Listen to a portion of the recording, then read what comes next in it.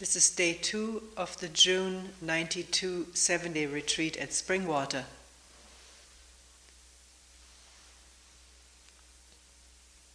I will read today some of the questions or comments that I jotted down after meetings.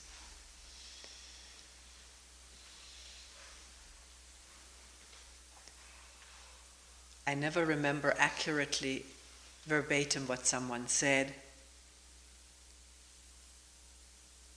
So if you do not recognize your question, that is due to inaccurate memory. Also, sometimes several people ask similar questions, and when I write it down, it merges into one. If you have a question that you bring up at a meeting and would like to be read here just the way you put it, then do write it down and give it to me. But only questions that come up at our meetings.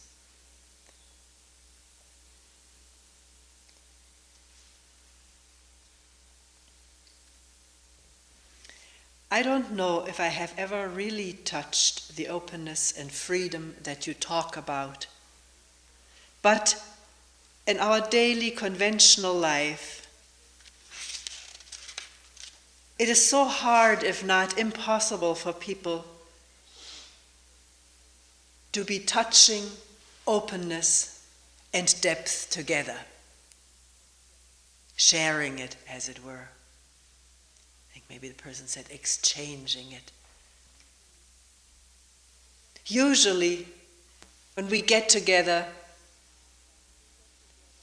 we talk about movies or music or whatever else may be going on superficially in our lives.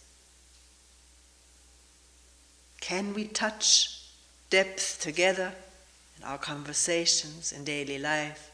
Is that possible?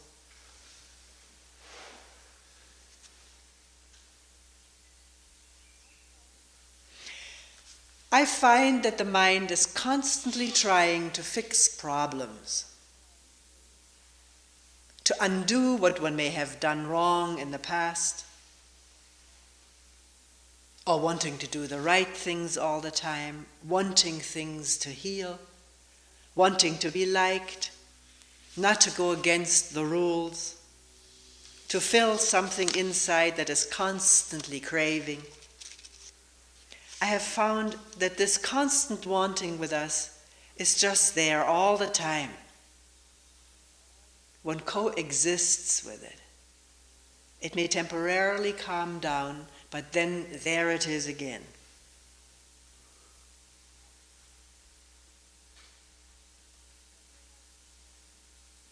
I realized this morning that trying to anticipate the next few moments in order to feel less tense now actually increased the tension.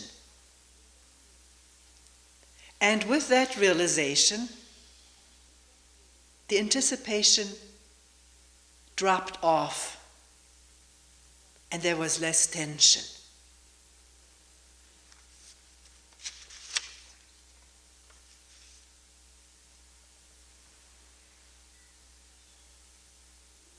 What about our daily lives, where we have to get done so many things, always being in a vortex of activities that sucks us in so completely? Is there a way out of this?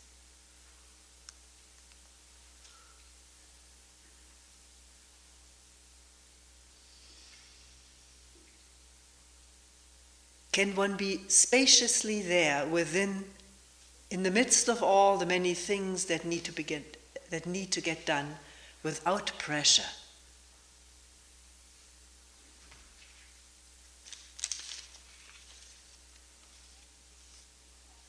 Can one tell the difference between something that really needs to be taken care of and our just being compulsively driven to get everything done? Are there self-images behind our compulsion to do things all the time and to do them well?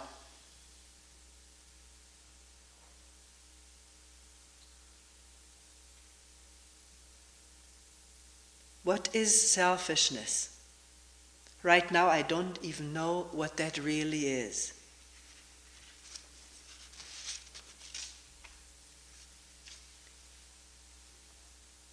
Is it possible to be kind to oneself, kindly to oneself, in observing the mind in operation?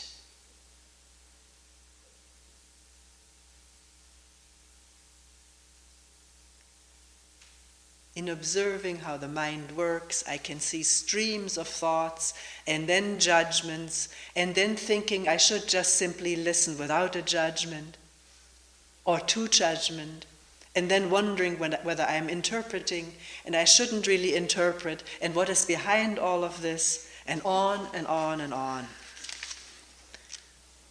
What am I to do with all this? Where is all of this going?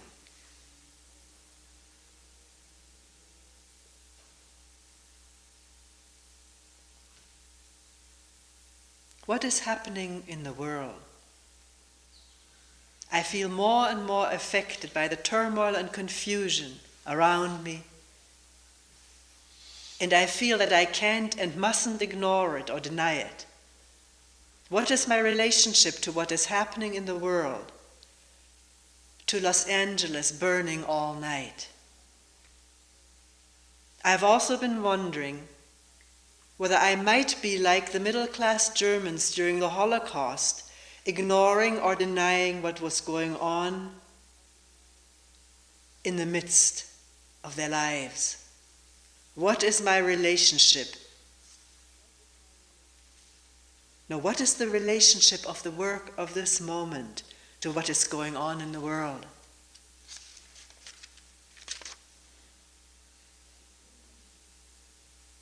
Why is everybody so serious? Why don't we smile at each other? Someone said that the guru of the future will be a clown, someone who makes everybody laugh.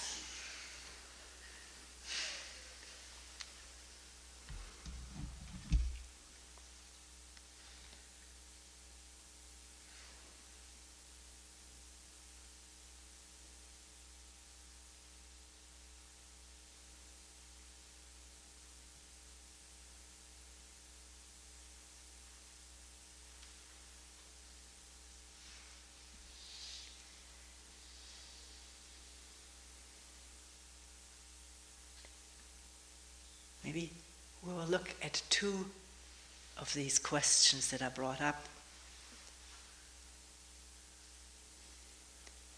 I really don't know which one to take first. I wrote them down and here they are. But since we have been talking already in the opening talk, in the evening, and the first talk yesterday about observing this mind and the judgments, let us go with this question. What am I to do with all this observation? Thinking something, judging it, then judging the judgment, and then thinking I shouldn't be judging. I've interpreted something. I shouldn't be interpreting. What is behind all of this? And on and on and on. Well, and where is all of this going? What am I to do with it? Actually, the person who was describing, maybe better than what I jotted down later on, who was describing what was going on in the mind, found resonance in the group where this was being said. One person said, you just exactly described what is going on in my mind. So there has been quite accurate observation, or is going on right now, of a thought, and then the judgment, and then thought I shouldn't judge. I shouldn't do this, I should do that. And then comes the thought, what am I to do with all of this? Maybe that is a wrong question. Maybe there's nothing to be done with all of this. Because we're never talking about doing something about what we observe, but wondering very seriously, albeit lightly, whether the observation in itself of thought and image and self-concern and judgment and interpretation, whether the observation in itself, which takes in whatever happened, all the ripples from one stone dropped into the lake, all the ripples taken in and observed, whether that does not create its own wisdom as we go along. Not wisdom to be stored up in books and referred to, but wisdom as we move, as we observe this mind, in which judgment seems to be totally inseparable from a perception, judgment and interpretation. This means this, because the brain is an automatically associative organ. There is a network of associations built up over our lifetime and collectively over a lifetime of humanity and the animals. We have a part of the brain which has recorded and programmed animal instincts that travels as fast as lightning, or as fast as these chemicals and electric impulses travel, are associations called into consciousness. It's no one's fault. It's no one's guilt or sin. It's what happens. And to become aware of that a word somebody says may call up something one has forgotten for a long time, and there it is. Or seeing somebody reminds one of somebody one has met, and one's relationship with that person is now called up and projected onto this person who looks like him or her. All of this is what happens. And in becoming aware of it, maybe just in the beginning, like the spark of fireflies, which aren't here right now. It's too cold. This being called up and noticed, some understanding is sprouting.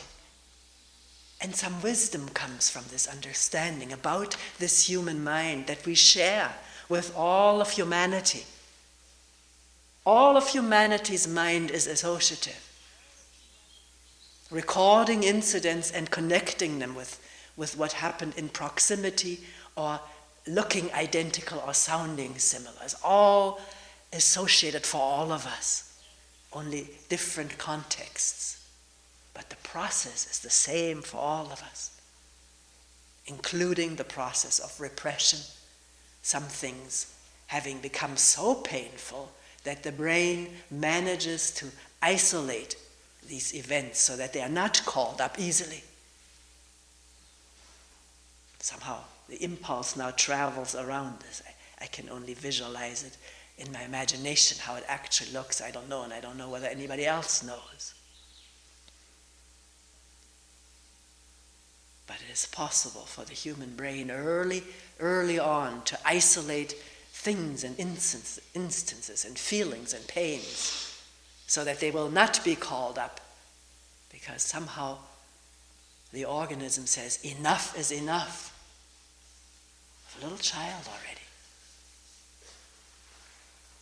People remember what one person, it was the most dramatic description I ever heard. He said, I remember when at 5 years I buried myself as a feeling child. And the intellect developed. Had that capacity, developed a fantastic intellect. But the feeling child, he said, I remember I buried it. It was buried. It had felt too much pain.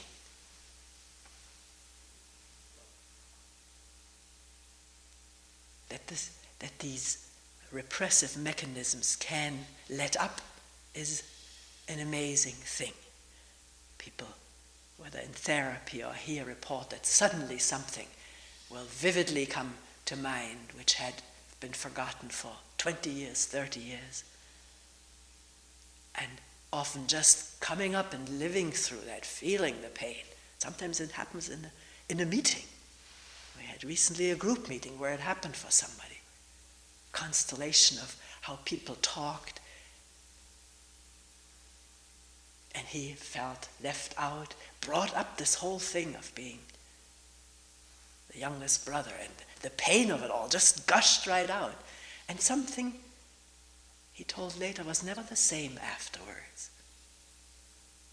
Because this obstruction in the traveling of memory and association was lifted. A blockage was eliminated.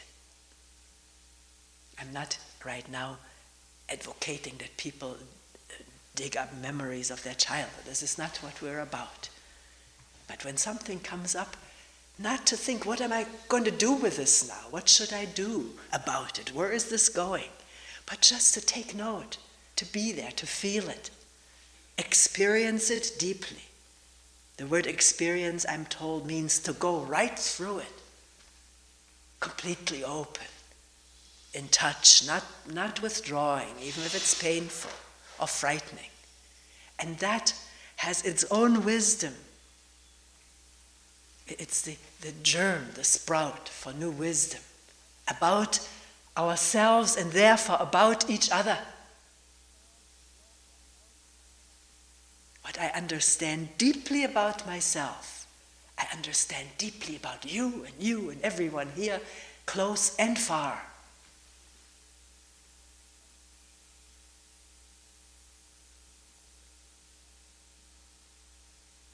So the problem that was brought up in a group meeting is not that judgment is seen and then the judgment of the judgment is seen and the interpretation is noticed and then wondering what is behind all of this. None of this is problematical. But when one begins to say, what should I do with this? Then the dilemma starts.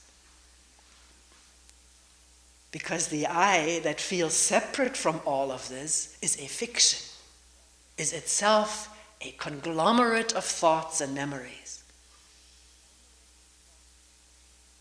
personally as well as collectively. Conglomerates of memories about me as a separate actor, separate from what I observe. The way I put it is already separating.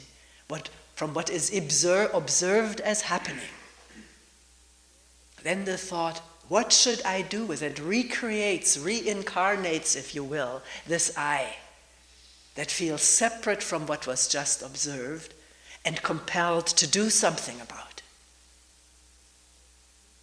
But the thought, what should I do about it, is part of that stream of thinking and commenting and judging and interpreting, and now what should I do about it is part of that whole stream that goes on in human beings like you and me.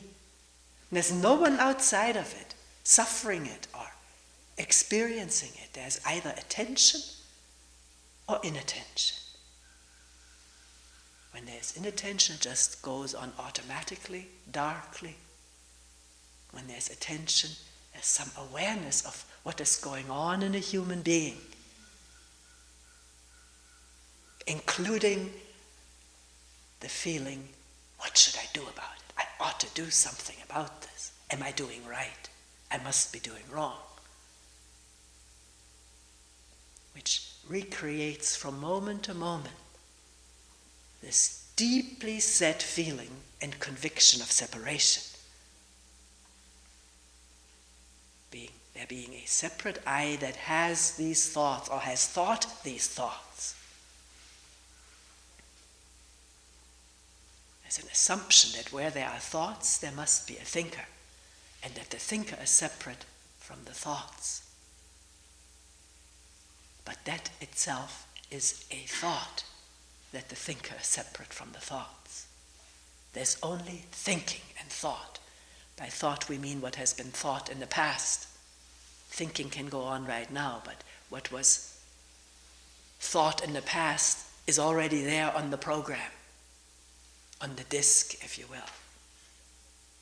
And it springs into action so quickly that it may be confused with seeing something, but it's just past thought springing into action or into awareness.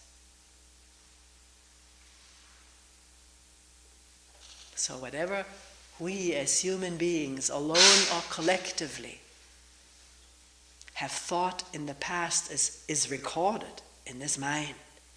in this human mind.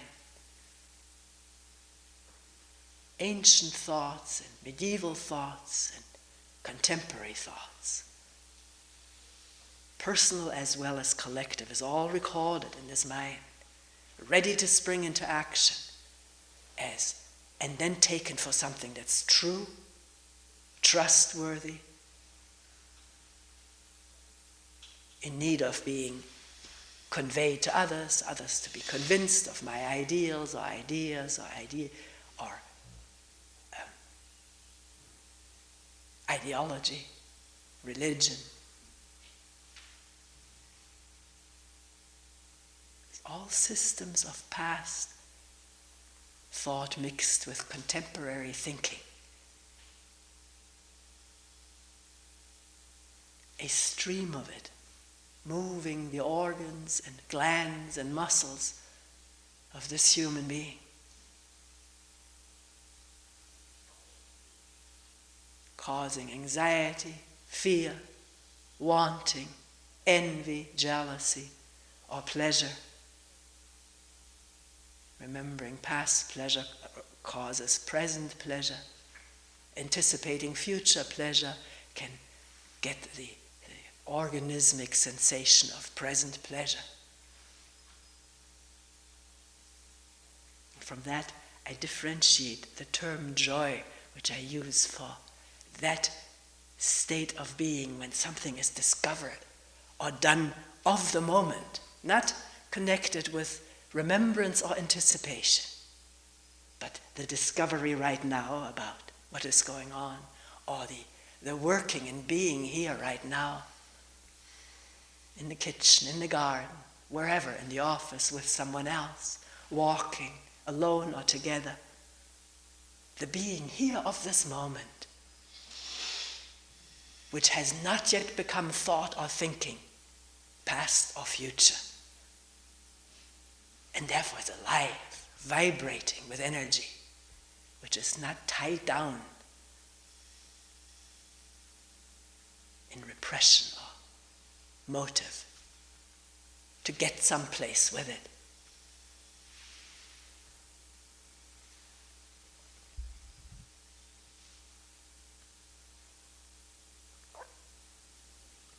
I think the two questions lead into each other, don't they? The question, what is going on in this world?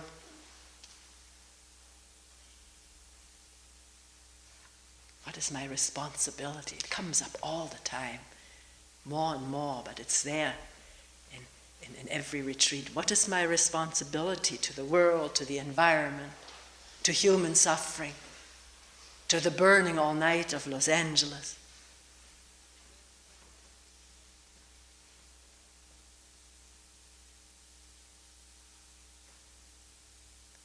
What is it? What is my responsibility?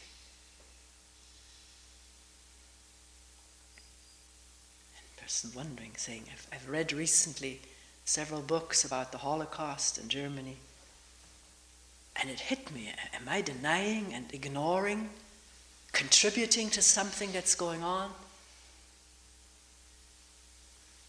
where I could do something that would stem the tide of violence, hatred, destruction, fragmentation? Because fragmentation is one of the most serious problems in this world, isn't it? There are more nations now than there have ever been before, and more coming into being.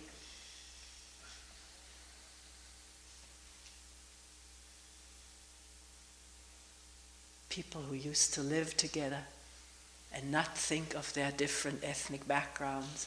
I have read accounts of it. People in Yugoslavia said it was a mixed marriage and we used to be together. Not think predominantly of this one being Croatian and the father being a Serbian. And now, such deep hatred. Think alone of all the pain that has been inflicted and how we carry it, how we carry the grudges, what is created for the future. The drive to revenge, which is one of the strong drives in us human beings, to avenge what has been done to us. to pay back in same coin when my opportunity arises.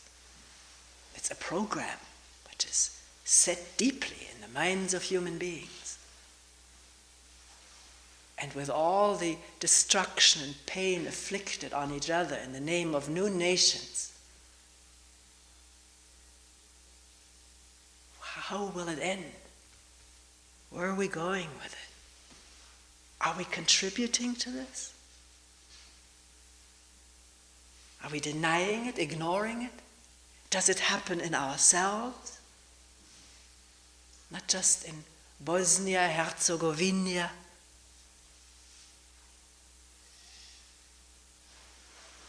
but here where we are, or in the southwest of Los Angeles.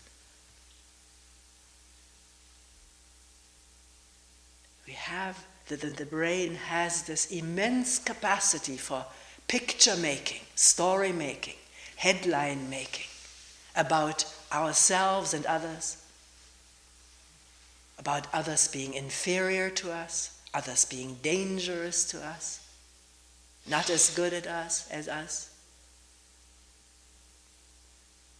useful as slaves maybe.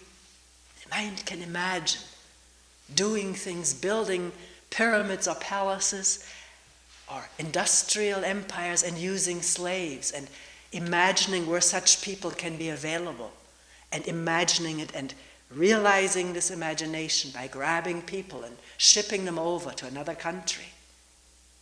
It's all possible because of this brain's potential power and actual power for not only imagining things but turning them into a real happening, realizing them. We've been doing this. We've been doing it since and earlier, before agriculture. Somebody had to imagine, with the help of this brain, that collecting seeds and putting them in the ground and harvesting would take care of needs. Tremendous things have been invented by the human mind that could anticipate and imagine things.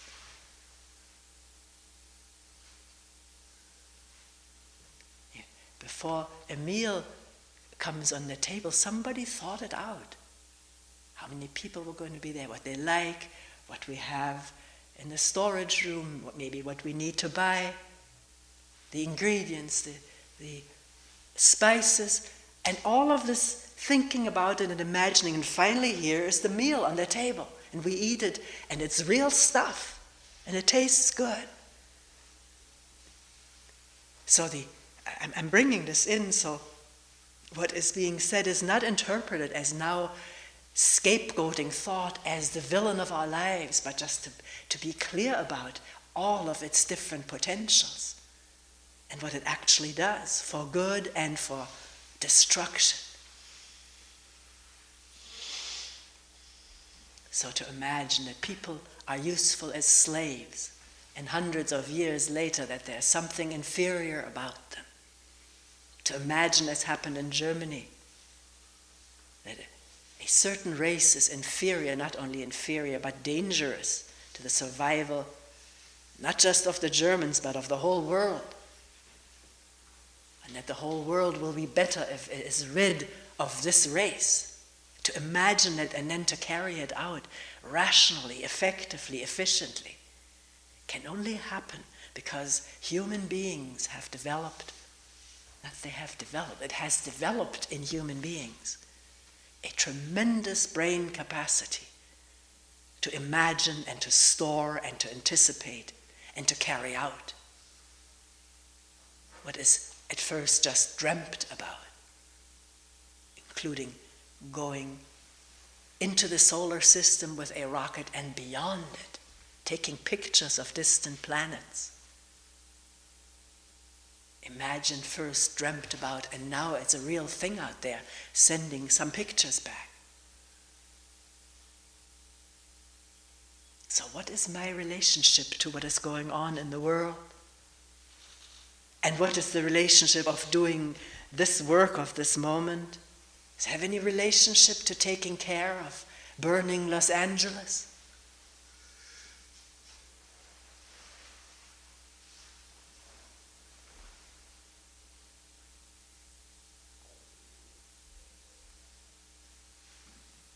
Are we sounding too serious right now?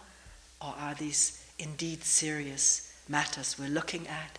But can we look at them lightly, flexibly, openly, not dogmatically, not in order to find fault here or there? That's heavy. That's not light looking. We're not on a fault-finding trip. On the contrary, if this fault-finding could be also aired, light shed on it, that will rid the mind of a great impediment to look freely. Because fault-finding helps in encapsulating certain areas where the energy will not travel anymore. It will not look, it's too dangerous. I may have been wrong, and I shouldn't be wrong under any circumstances, because I may not survive being found out. So runs irrational thought since we're little. Fear of being found, to have done something wrong. Fear of being reprimanded now or criticized, because there hovers this deep fear of not surviving having done wrong, the punishment, ostracism, being put in one's room, or losing the love of one's parents. All of this reverberates when now somebody points something out that may indicate I made a mistake, and I may make mistakes. We do make mistakes, all of us. Can we approach mistakes lightly? I don't mean callously or denying them, but not afraid of having done something wrong, but learning, not only from the mistake itself, but our attitudes about mistake-making. How we project things on the people who told us something about the mistake we made. They already have become something threatening and need to be guarded against, or maybe fought. Or maybe we need allies against somebody who criticized me. So I feel protected. To observe all of that. That's lightness.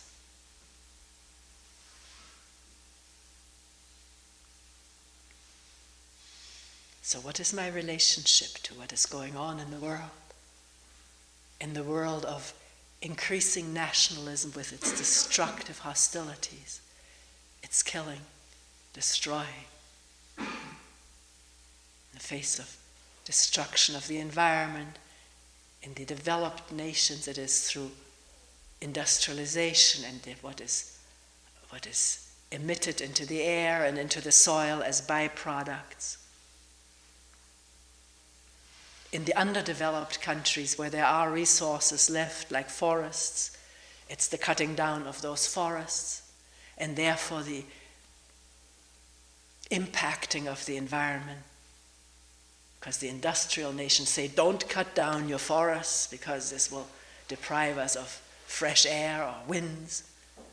And the underdeveloped country says, don't industrialize like you are because that starts the pollution in the first place. Don't tell us what to do. We all say that, don't we? Don't tell me what to do. We say that individually too, don't we? We feel humiliated when somebody tells us what to do. Who are you to tell me? You're not my boss. I'm not your slave. Old personal and ancient racial and historical reverberations in trying to get together what to do about the world, the environment. Are we in a light way to get together? Not attached to our country, our nation, our advantage, our job, our money. Who cares about somebody having a job in another country? Here's where we need jobs. Are we attached to it on a small, minute scale in the same way? And can shed light on that? Not immediately asking, what am I going to do about it, but shedding light on our attachment to our own group, personality, family, center, advantages, and so forth. Not condemning it, just discovering it. And what is the relationship of that to what is going on in the world?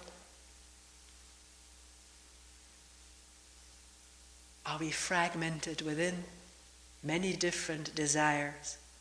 Desires for living simply, for living in poverty maybe. People, on our trip through Sweden and England, met a lot of people who are very willing at this point to live in poverty, not starving themselves, but not to demand things for themselves. It's maybe a temporary thing. Tomorrow the demands may rise again for better living standards, more this, more that. But there may be that in a human being who wants to live something that is vaguely called a religious life, a simple life, a life with few demands, simple. And on the other hand, there are, one is in the vortex, as somebody described, in the vortex of what is going on in society, needing what is offered, particularly in this ever-offering society of ours. Coming back from a long trip and seeing the ads on television again, what all is offered, it is just mind-boggling. I didn't travel in the third world.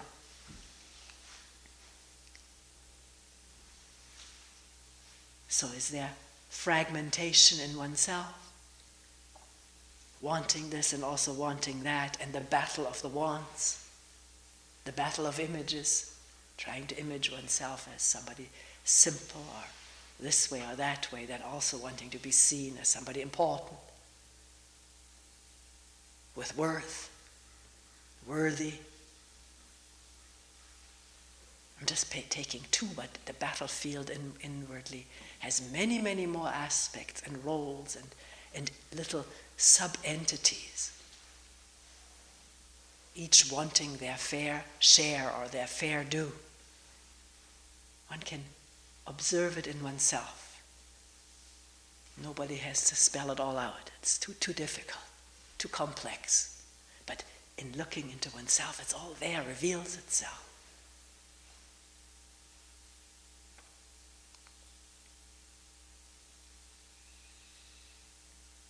Is one prejudiced against other people because of what one remembers they did or what other people told us they did?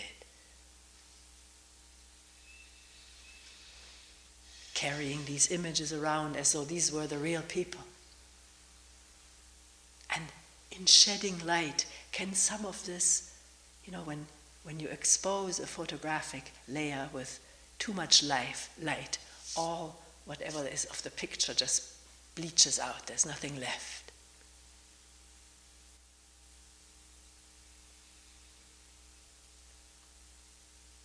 So by looking at what is going on in oneself, these programs become lighter, less compulsive, maybe, at times. If there's no light, no attention, they run, and sometimes they don't anymore. One person told me this. He said, the last retreat I sat here, there was so much fear. I couldn't believe it. So much fear sat with it all. And since then I haven't been much afraid at all. It may come up, but then it goes again. So just sitting with something or being with something quietly, without doing anything about it, but allowing awareness, not shying away from it, from noticing what is going on in oneself. May have its own wise action, which is not the action of, what should I do? I must do something. It happens on its own. And in looking inwardly and outwardly with new eyes, as it were, The old eyes are always there, but we always know this is such and such and so and so. But there can also be moments of seeing something without knowledge. The environment, can we see the environment freshly as part of it? As a throbbing, palpitating part of it?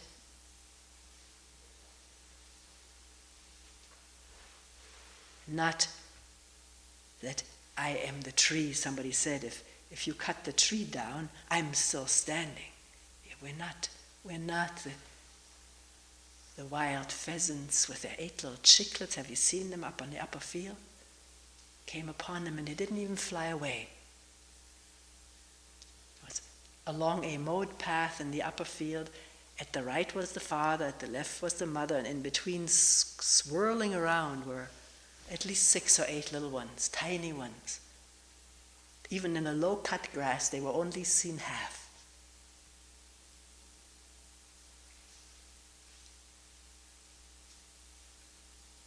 And then, ponderously, the mother went into the higher grass, the father, and the little one just swirled with it.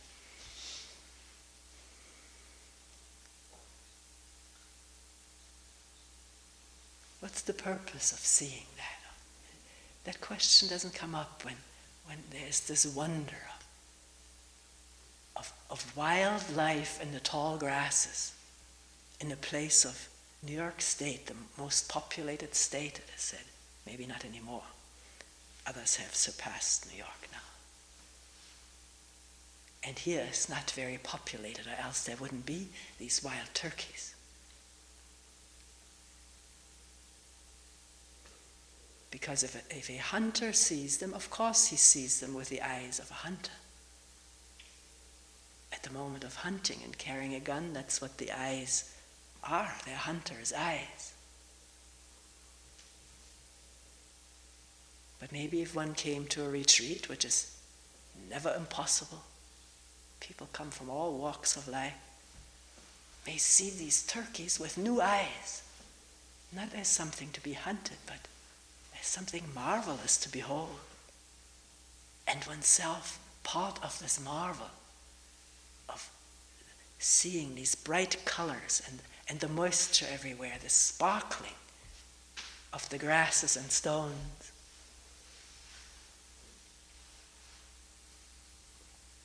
So am I separate from the environment, from the world? I may think so, but I want to find out more about this thought that I am. Where does it come from? What is its basis? What is its source? And in so inquiring and listening quietly, deeply, unprejudicedly, things may open out all on their own and divisions drop.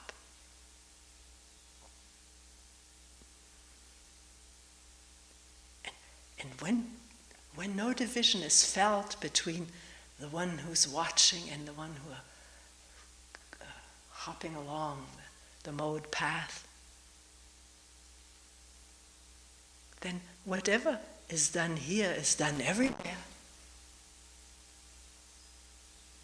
Watching a wild turkey, or giving a talk, or washing the vegetables, cleaning the sitting room, building a house, or going to the office.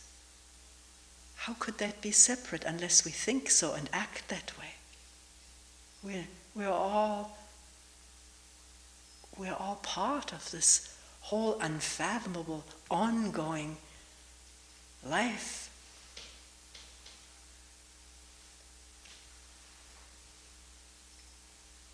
How strange that we think otherwise. And our problems arise from that thinking otherwise.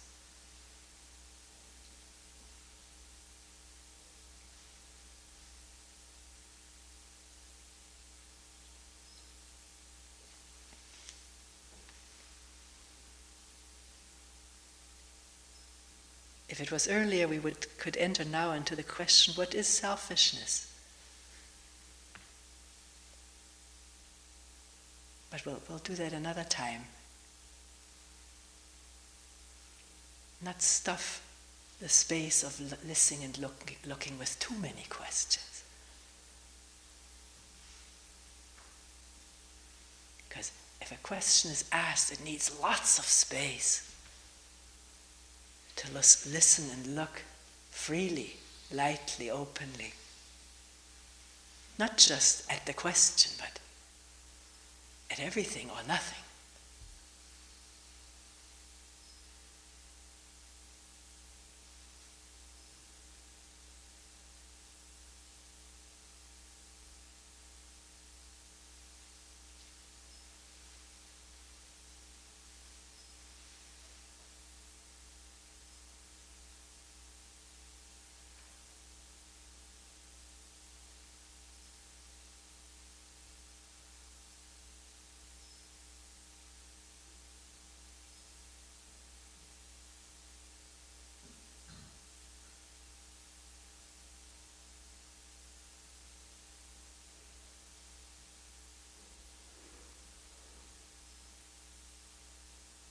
We will end here for today.